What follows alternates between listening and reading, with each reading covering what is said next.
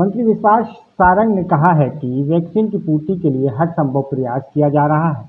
Vaccine की पूर्ति के लिए ग्लोबल टेंडर कर रहे हैं। 18+ के लिए स्पॉट बुकिंग की सुविधा भी की जा रही है। ग्रामीण क्षेत्रों में वैक्सीन सेंटर्स में अब पंचायत के लोगों को ही लगेगा टीका। भोपाल इंदौर को लेकर सोशल मीडिया पर वायरल पोस्ट को लेकर कहा है कि अभी कोई निर्णय नहीं हुआ है। क्राइसिस मैनेजमेंट ग्रुप निर्णय लेंगे। कोविड अनलॉक से लेकर तमाम व्यवस्थाओं के लिए मंत्रियों ने 6 समूह बनाए हैं। इस समय समाज को स्वास्थ्य कर्मी की बेहद जरूरत है। इस समय हड़ताल सही नहीं है। हम स्वास्थ्य कर्मियों से भी बातचीत कर रहे हैं ताकि हड़ताल समाप्त कराई जा सके। ब्लैक और व्हाइट फंगस के मामलों में अभी थोड़ी कमी आई है। जरूरी इंजेक्शनों की व्यवस्थाएं लगातार की जा रही हैं और उपलब्ध कराए जा रहे हैं। वैक्सीन वेस्टेज की दर हमारे आंकड़ों में 1.3% है। केंद्र के आंकड़े में ज़्यादा बता रहे हैं। हम केंद्र सरकार से बात कर रहे हैं। मिसकम्युनिकेशन के कारण ऐसा हो सकता है। पेट्रोल डीजल के दामों को लेकर मंत्री विश्वास सारंग ने कहा है कि अंतर्राष्ट्रीय बाजार से ये दरें प्रभावित होती हैं। कांग्रेस सरकार ने भी वेट बढ़ाया था। देखिए, आज मैंने अधिकारियों से कहा है कि क्योंकि हमारे हिसाब से 1.3% का वैक्सीन का वेस्टेज है। केंद्र सरकार के आंकड़े इसमें कुछ अधिकता बता रहे हैं। अब क्योंकि कहीं हो सकता है कहीं हमारे कम्युनिकेशन में दिक्कत हुई हो, वहाँ पर हमारी बात पहुँच नहीं पाई हो। आज मैंने अधिकारियों से कहा है कि केंद्र सरकार के जो स्वास्थ्य मंत्रालय के अधिकारी उनसे बात कर ये आंकड़े ठीक किए जाए। कमलनाथ जी कह रहे हैं कि प्रदेश सरकार वैक्सीनेशन में पूरी तरह लेकर सोशल मीडिया पे आ रहा है कि नहीं खुलेगा, बाकी 45 दिनों में राहत मिलेगी लेकिन 7 दिनों में राहत नहीं मिलेगी। ये सोशल मीडिया पे पूरी खबर चल रही है। मुझे लगता है कि सोशल मीडिया की ओरिजिनलिटी पर कहाँ से ओरिजिन है ये न्यूज़, उस पर हमें ध्यान देना चाहिए। अभी कहाँ खुलेगा कहाँ नहीं खुलेगा इसका निर्णय ना हुआ है, ना प्रदेश स्तर पर हम लेने वाले हैं। जिले की क्राइसिस मैनेजमेंट की टीम बैठेगी और उस जिले का आकलन करते हुए ये सुनिश्चित करेगी कि कब और कितना और किस स्थिति में किसी भी शहर के या जिले के कर्फ्यू को विड्रॉ करना है। इसलिए ये कहाँ से सोशल मीडिया की न्यूज़ है इस पर मुझे जानकारी नहीं है। मैं पहले से कहते आया हूँ कि ये समय है जब समाज को हम सबकी बहुत ज़्यादा ज़रूरत है और ख़ासकर जो स्वास्थ्य की सेवा में लगे हैं इस महामारी के समय उनकी शायद समाज को सबसे ज़्यादा ज़रूरत है। इसीलिए हमने निवेदन किया था। हमारी सरकार संवेदनशील सरकार है।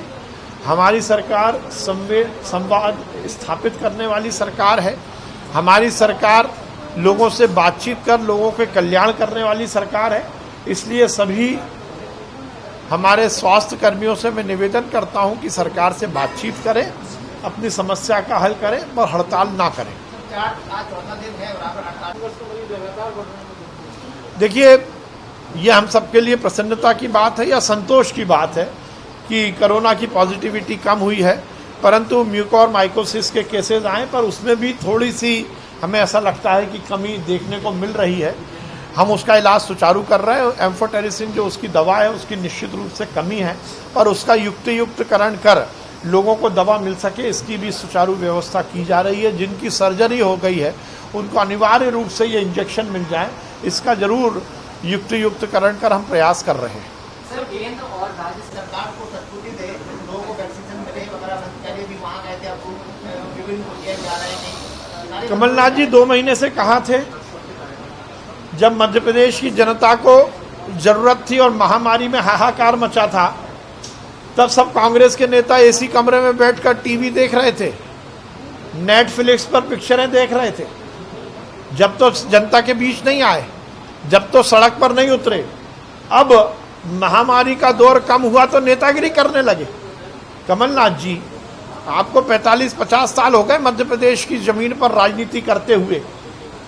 आपने मध्य प्रदेश का 1% भी लाभ नहीं किया। करोड़ों अरबों रुपए कमाने के बाद हवाई जहाज में घूमने वाले कमलनाथ जी ये बता दें कि उन्होंने मध्य प्रदेश को 1 ऑक्सीजन सिलेंडर भी दिया हो इस पेंडेमिक में। बड़े बड़े ऐशो आराम के बंगलों में रहने वाले कांग्रेस के नेता बता दें कि इस मध्य प्रदेश की जनता को उन्होंने पैंडेमिक के समय 1 रुपए की भी राहत दी हो। केवल नेतागिरी करना, केवल मौत पर उत्सव मनाना, केवल लाश पर राजनीति करना, ये कांग्रेस के नेताओं की आदत हो गई है। मैं उनसे निवेदन करना चाहता हूं कि आपदा में अवसर ना ढूंढे, राजनीति करने का अवसर सबको मिलेगा, पर इस महामारी के दौर में न जनता को गुमराह करें, न जनता को हतोत्साहित करें। नहीं, देखिए, माननीय मुख्यमंत्री जी ने 6 मंत्री समूह बनाए हैं। एक मंत्री समूह इस बात की पूरी निर्णय लेगा और जानकारी इकट्ठी करेगा कि कोरोना कर्फ्यू को किस ढंग से हमें विड्रॉ करना चाहिए, उसकी आचार संहिताएं क्या हो, किस ढंग से उसको विड्रॉल की हम प्रक्रिया अपनाएं। एक मंत्री समूह आगे आने वाले समय में अस्पतालों की व्यवस्था और उसको सुनियोजित नियोजन की पूरी प्लानिंग करेगा। एक मंत्री समूह जो वैक्सीनेशन प्रोग्राम चल रहा है उसकी पूरी प्लानिंग करेगा। एक मंत्रिमंडल का समूह, मंत्रियों का समूह ऑक्सीजन के जो प्लांट आगे लगने हैं इसकी सुचारू व्यवस्था करेगा। एक मंत्रिमंडल का समूह आगे आने वाले समय में जन जागरण के लिए कोविड एप्रोप्रिएट बिहेवियर क्या हो, इसके लिए क्या कुछ सरकार को करना चाहिए, इसकी प्लानिंग करेगा।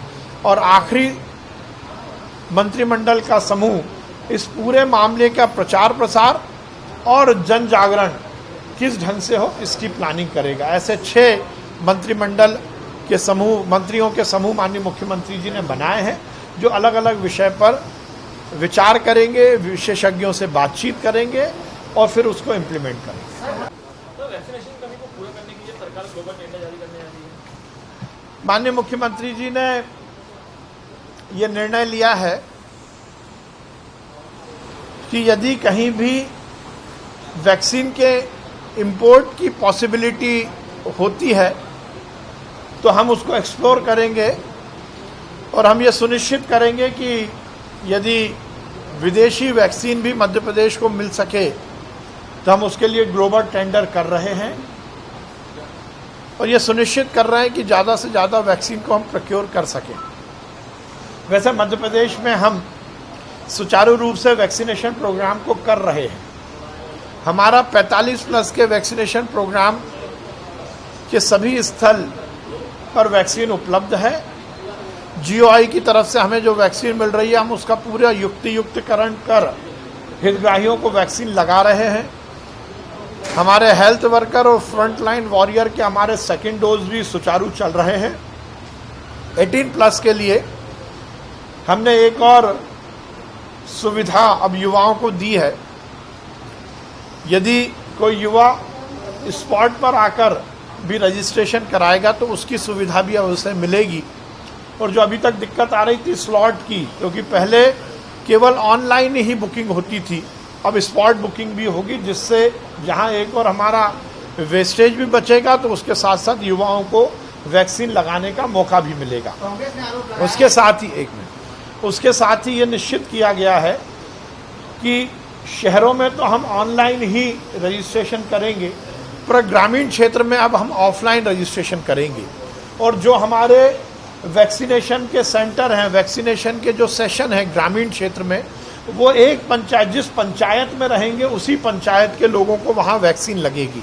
जिससे जो एक दिक्कत आ रही थी कि बहुत ग्रामीण क्षेत्रों में शहरों के लोग भी पहुँच जाते थे और ग्रामीण लोगों को वैक्सीन नहीं लग पाती थी 18+ वाली, तो माननीय मुख्यमंत्री जी ने ये निर्देश दिए हैं कि जिस पंचायत में जो सेशन होगा, जो स्थल होगा, वहाँ पर उसी पंचायत के ग्रामीण के लोगों को 18+ वालों को वैक्सीन लगेगी। ये एक बड़ा निर्णय सरकार ने किया है। सर, भोपाल और इंदौर का एक सच स्टोरी के लिए भोपाल से सफीक खान की रिपोर्ट।